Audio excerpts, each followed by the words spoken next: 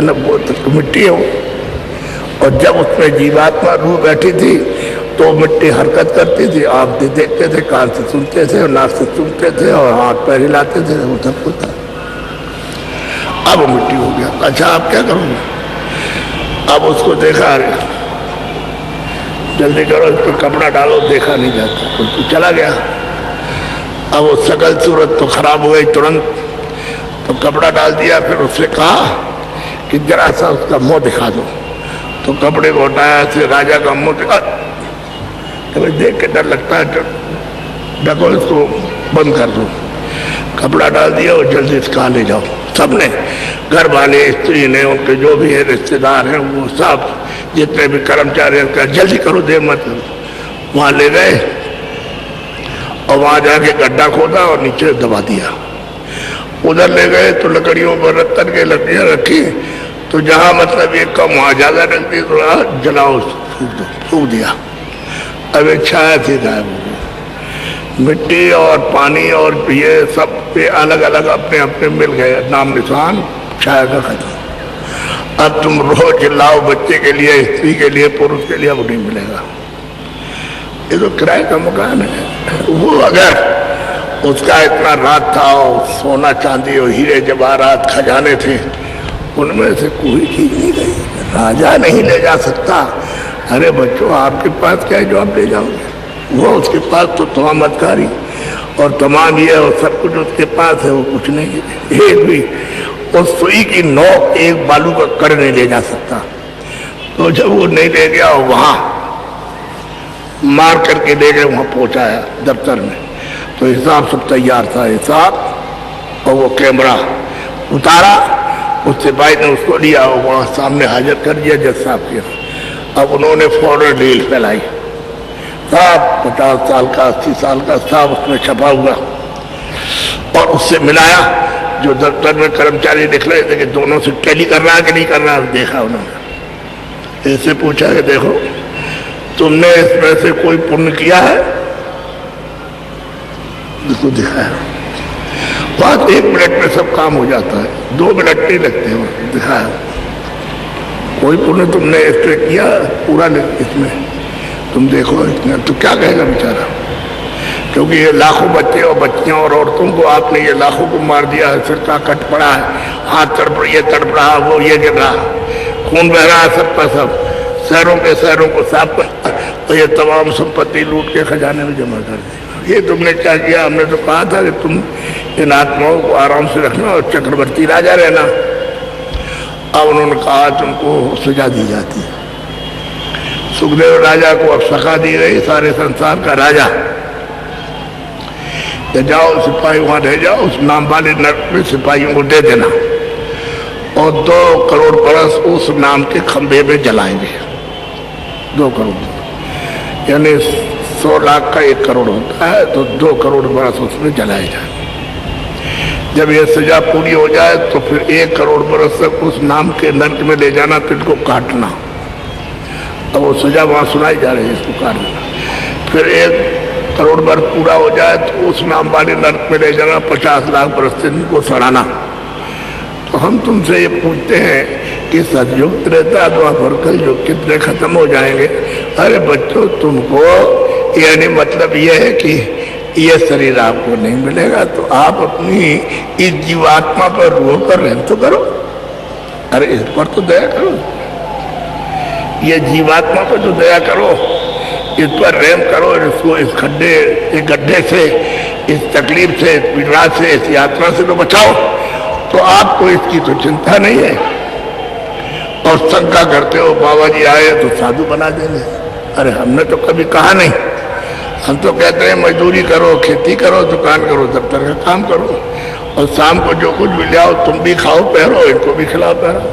हम तो ये कहते हैं। और जिसलिए तुमको मनुष्य शरीर मिला अमोलक, ये जिस्म मिला है, तो इसमें बैठ के भगवान का सच्चा भजन किससे करो? अपनी जीवात्मा से, अपनी रूह से।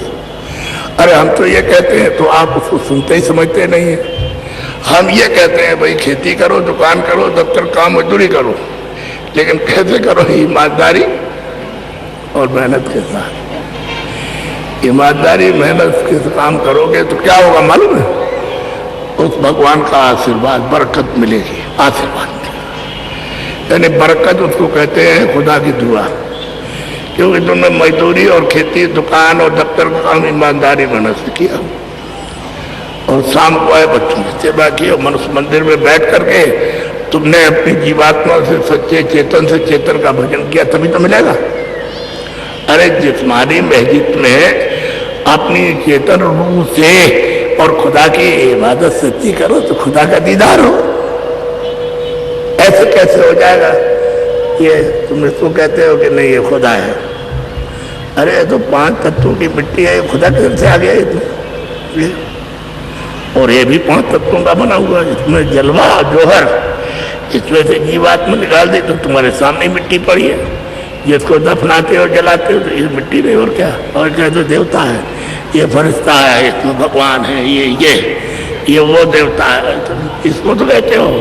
और जो तुमको बताया जाए जीवात्मा तुम में बैठी हुई है, उस चेतन से चेतन को, तो वो खजाने को नहीं आप सुनते समझते। तो एक काम के न करने से ये सब आपने बुला ली। क्या कि मजदूरी ईमानदारी मेहनत से नहीं की, खेती दुकान दफ्तर का काम ईमानदारी मेहनत से नहीं किया, और बरकत को आपने, आशीर्वाद को और दुआ को खत्म कर दिया कि हमको आपकी दुआ आशीर्वाद नहीं चाहिए, हम तो धोखा देंगे, बेईमानी करेंगे, छल करेंगे, कपट करेंगे, फरेब करेंगे, मेहनत नहीं करेंगे, हम ईमानदार नहीं रहेंगे, हम तो ये सब इकट्ठा करेंगे साथ सामान। तो हमारे पास एक आदमी आया, उसने कहा महाराज, भाई कैसे आए? कह लगे हमको लोगों ने बताया कि बाबा जी के पास जाने से और बीमारी दूर हो जाती है। हमने तुम कैसे आए? कह लगे हमको दुआ लेने, कुछ आशीर्वाद लेने। हमने भाई ऐसे तो नहीं मिलता आशीर्वाद। किसने कह दिया बेवकूफ ने कैसे आशीर्वाद मिलता? तो कैसे मिलेगा? हमने तुम हमारी बात सुनोगे तो फिर सोचा जाएगा। तो कह लगे कब से सुने? हमने जब से तुम्हारी तबीयत हो तब से सुन लो। कह लगे कल से आएंगे। तो मेरे पास आने लगा, तो 4 दिन समय दिया, तो कहता महाराज हमको बहुत अच्छा लगा जो आपने सुनाया, हमको भगवान की चर्चा बहुत अच्छी लगी, हम और समय दे सकते हैं। हाँ आपसे?